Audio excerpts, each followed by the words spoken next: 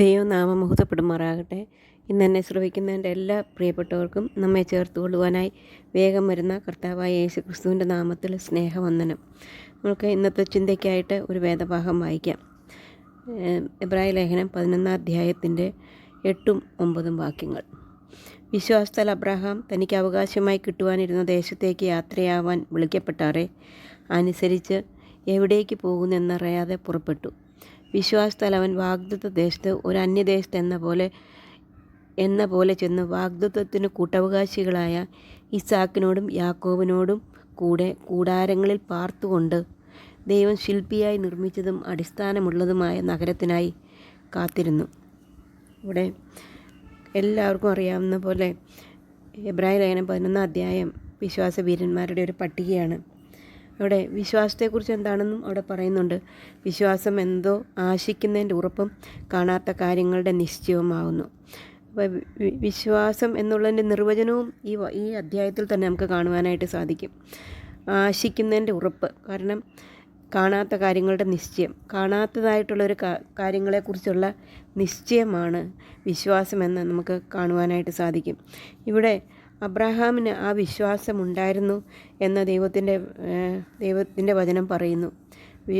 ആശിക്കുന്നതിൻ്റെ ഉറപ്പ്, അവൻ ആഗ്രഹിക്കുന്ന, അല്ലെങ്കിൽ ദൈവം അവനോട് വാഗ്ദത്തം ചെയ്തതിൻ്റെ ഉറപ്പ്, അത് കാണാത്ത കാര്യങ്ങളാണ്. അതിൻ്റെ ഉറപ്പ് അബ്രഹാമിൻ്റെ ജീവിതത്തിലുണ്ടായിരുന്നു. അതുകൊണ്ട് 8-ാം വാക്യത്തിൽ പറയുകയാണ്, വിശ്വാസത്താൽ അബ്രഹാം തനിക്ക് അവകാശമായി കിട്ടുവാനിരുന്ന ദേശത്തേക്ക് യാത്രയാവൻ വിളിക്കപ്പെട്ടാറെ അനുസരിച്ച്. അപ്പോൾ ഇവിടെ കാണാനായിട്ട് സാധിക്കുന്ന വിശ്വാസമുള്ളൊരു വ്യക്തിയുടെ ജീവിതത്തിൽ പ്രധാനമായിട്ട് നിൽക്കുന്ന ഒന്നാണ് അനുസരണം. വിശ്വാസം ഉണ്ടെന്ന് പറയാൻ നമുക്ക്, ഞാൻ ദൈവത്തിൽ വിശ്വസിക്കുന്നു, ഞാൻ മനുഷ്യരിൽ വിശ്വസിക്കുന്നു, അല്ലെങ്കിൽ ഞാൻ ഇന്ന കാര്യങ്ങൾ ചെയ്യുന്നു, അല്ലെങ്കിൽ എനിക്ക് വിശ്വാസമുണ്ട് എന്ന് പറയാം. എന്നാൽ വിശ്വാസം ഒരു വ്യക്തിയിലോ ഒരു ദൈവത്തിലുള്ള വിശ്വാസത്തിൻ്റെ ഇത് ദൈവം പറയുന്ന അതുപോലെ അനുസരിക്കുക എന്നുള്ളത്. നമ്മൾ പലപ്പോഴും മനുഷ്യനിലും അങ്ങനെ നമുക്കറിയാം. ഒരു മനുഷ്യനിൽ നമ്മൾ വിശ്വസിക്കുന്നു ഒരു മനുഷ്യനിൽ നമുക്ക് വിശ്വാസമുണ്ട് എന്ന് പറയുമ്പോൾ ആ വ്യക്തി പറയുന്ന കാര്യങ്ങളെല്ലാം നാം അനുസരിക്കും. തെറ്റാണെങ്കിലും ശരിയാണെങ്കിൽ പോലും നാം അത് ആ വ്യക്തിയിലുള്ള വിശ്വാസം കാരണം നാം അത് അനുസരിക്കുന്നതായിട്ട് കാണുവാനായിട്ട് സാധിക്കും. ദൈവത്തിലുള്ള വിശ്വാസം എന്ന് പറയുന്നത് കാണാത്ത കാര്യങ്ങളെക്കുറിച്ചോ ഉള്ള ഒരു നിശ്ചയമാണ് എന്ന് നമുക്ക് കാണുവാനായിട്ട് സാധിക്കും. അപ്പോൾ ഉൽപ്പത്തി പുസ്തകം 12-ാം അധ്യായത്തിൽ ദൈവം അബ്രഹാമിനോട് പറഞ്ഞു, യഹോവ അബ്രഹാമിനോട് 12-1 മുതലുള്ള വാക്യത്തിൽ യഹോവ അബ്രഹാമിനോട് അരുളി ചെയ്യുന്നതെന്നാൽ, നീ നിന്റെ ദേശത്തെയും ചർച്ചക്കാരെയും പിതൃഭവനത്തെയും വിട്ട് പുറപ്പെട്ട് ഞാൻ നിന്നെ കാണിപ്പാനിരിക്കുന്ന ദേശത്തേക്ക് പോകാം. ഞാൻ നിന്നെ വലിയൊരു ജാതിയാക്കും, നിന്നെ അനുഗ്രഹിച്ച് നിന്റെ പേർ വലുതാക്കും, നീ ഒരു അനുഗ്രഹമായിരിക്കും. നിന്നെ അനുഗ്രഹിക്കുന്നവരെ ഞാൻ അനുഗ്രഹിക്കും, നിന്നെ ശപിക്കുന്നവരെ ഞാൻ ശപിക്കും. നിന്നിൽ ഭൂമിയിലെ സകല വംശങ്ങളും അനുഗ്രഹിക്കപ്പെടും.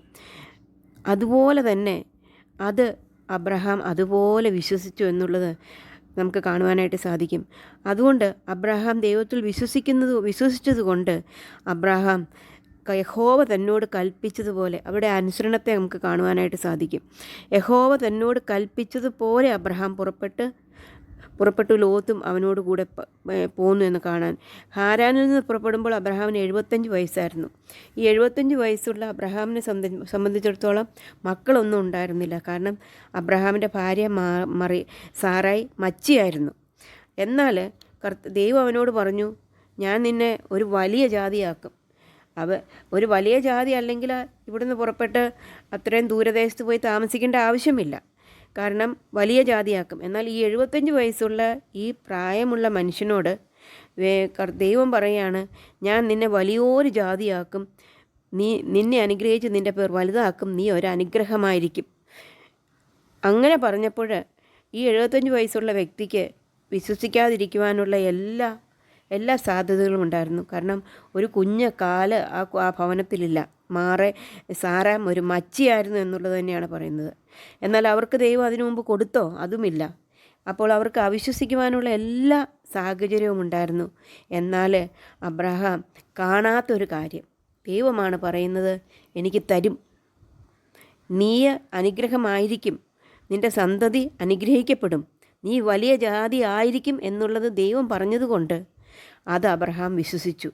അബ്രഹാം വിശ്വസിച്ചിട്ട് അതിൻ്റെ അനുസരണം കാണിക്കുന്നത് അബ്രഹാം പുറപ്പെട്ടു എന്നുള്ളതാണ് നമുക്ക് കാണുവാനായിട്ട് സാധിക്കുന്നത്. അപ്പോൾ നമ്മുടെ ജീവിതത്തിൽ ഒരു നാം ദൈവത്തെ വിശ്വസിക്കുന്നു എങ്കിൽ നാം ദൈവം പറഞ്ഞ കാര്യങ്ങൾ അനുസരിക്കുന്നവരായിരിക്കും. കർത്താവ് പറയുന്നുണ്ട്, എന്നോട് സ്നേഹമുള്ളവർ എൻ്റെ കൽപ്പനകളെ പ്രമാണിക്കുന്നവരാണ്. അനുസരണമുള്ളവർ കർത്താവിൻ്റെ കൽപ്പനകൾ, ദൈവത്തിൻ്റെ വചനത്തിൽ അനേകം കൽപ്പനകൾ ദൈവം തന്നിട്ടുണ്ട്. അത് ഓരോ കൽപ്പനകളും വലുതാണ്. ആ കൽപ്പനകളെ അനുസരിക്കുന്നവരാണ് ദൈവത്തിൽ വിശ്വാസമുള്ളവർ എന്നുള്ളത്. അനുസരണമില്ലെങ്കിൽ വിശ്വാസമില്ല എന്നുള്ളത് നമുക്ക് മനസ്സിലാക്കുവാനായിട്ട് സാധിക്കും. നമ്മുടെ ഭവനത്തിലും അങ്ങനെ തന്നെയാണ്. അപ്പൻ്റെ അമ്മയിലും പൂർണ്ണമായിട്ട് വിശ്വാസമുണ്ടെങ്കിൽ അപ്പനും അമ്മയും പറയുന്നവരനുസരിക്കും. എന്നാൽ പല കാരണങ്ങൾ കൊണ്ടും വിശ്വാസം മാറിപ്പോയി കഴിഞ്ഞാൽ പിന്നെ പറയുന്ന അനുസരിക്കാതെ വരും. അതുപോലെ തന്നെ അതിനേക്കാൾ വലുതാണ് പ്രിയ സഹോദരിമാരെ, ദൈവം നമ്മളിൽ നിന്ന് ആഗ്രഹിക്കുന്ന അനുസരണമാണ്. നമ്മുടെ ജീവിതത്തിൽ ദൈവത്തെ യഥാർത്ഥമായിട്ട് നാം വിശ്വസിക്കുന്നുണ്ടെങ്കിൽ നാം ദൈവത്തെ അനുസരിക്കുന്നവരായിരിക്കും എന്നുള്ളത് ദൈവത്തിൻ്റെ വചനങ്ങളിൽ നിന്ന് മനസ്സിലാക്കുവാനായിട്ട് സാധിക്കും. അപ്പോൾ ഇവിടെ കാണുന്ന ഒന്നാമതായിട്ട് വിളിക്കപ്പെട്ടാറെ അനുസരിച്ച് എവിടേക്ക് പോകുന്നു എന്നറിയാതെ പുറപ്പെട്ടു. രണ്ടാമതായിട്ട് അവൻ്റെ ജീവിതത്തിൽ കാണുവാനായിട്ട് സാധിക്കുന്നത്, വിശ്വാസത്താൽ അവൻ വാഗ്ദത്ത ദേശത്ത് ഒരു അന്യദേശത്ത് എന്ന പോലെ ചെന്ന് വാഗ്ദത്തത്തിന് കൂട്ടവകാശികളായ ഇസാക്കിനോടും യാക്കോബിനോടും കൂടെ കൂടാരങ്ങളിൽ പാർത്ത് ദൈവം ശില്പിയായി നിർമ്മിച്ചതും അടിസ്ഥാനമുള്ളതുമായ നഗരത്തിനായി കാത്തിരുന്നു.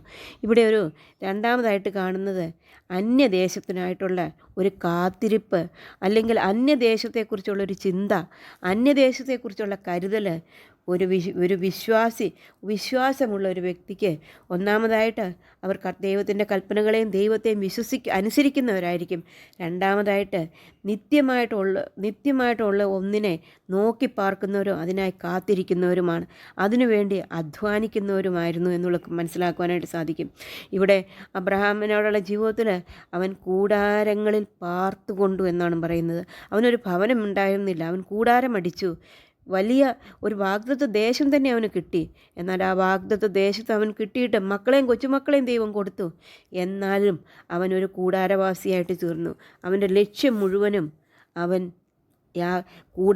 ദൈവം ശില്പിയായി നിർമ്മിച്ചതും അടിസ്ഥാനങ്ങളുള്ളതുമായ നഗരത്തിന്, നിത്യമായിട്ടുള്ളൊരു നഗരത്തിനായിട്ട് കാത്തിരിക്കുന്ന ഒരു വ്യക്തിയായിരിക്കും ഈ വിശ്വാസമുള്ളവരെന്ന് കാണുവാനായിട്ട് സാധിക്കും.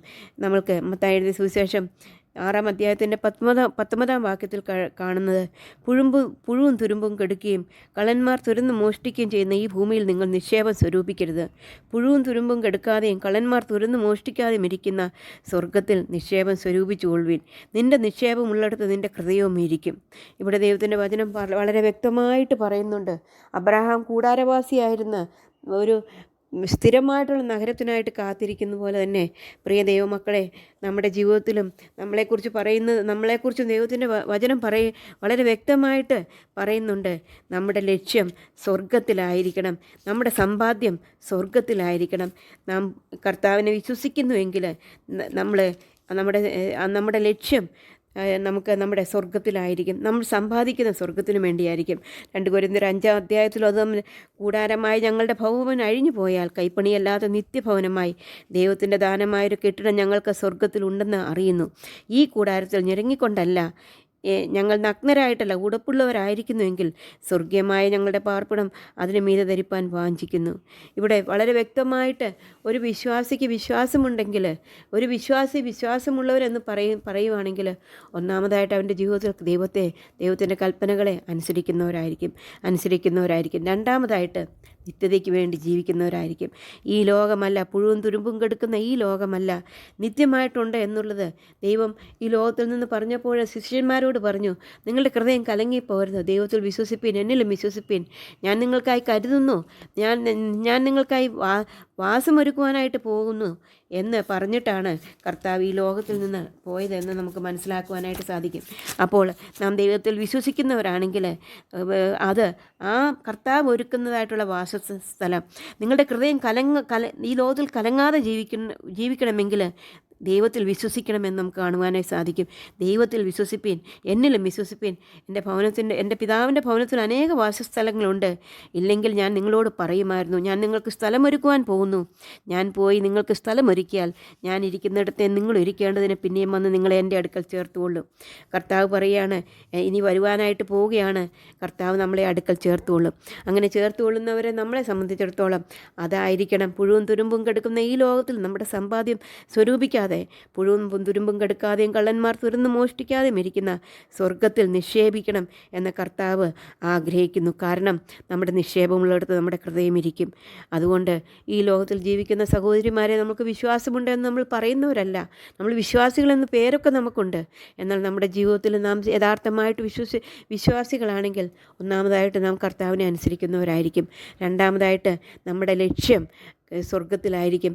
സ്വർഗത്തിനു വേണ്ടി സമ്പാദിക്കുന്നവരും അവിടെ നിക്ഷേപം സ്വരൂപിക്കുന്നവരുമായിരിക്കും.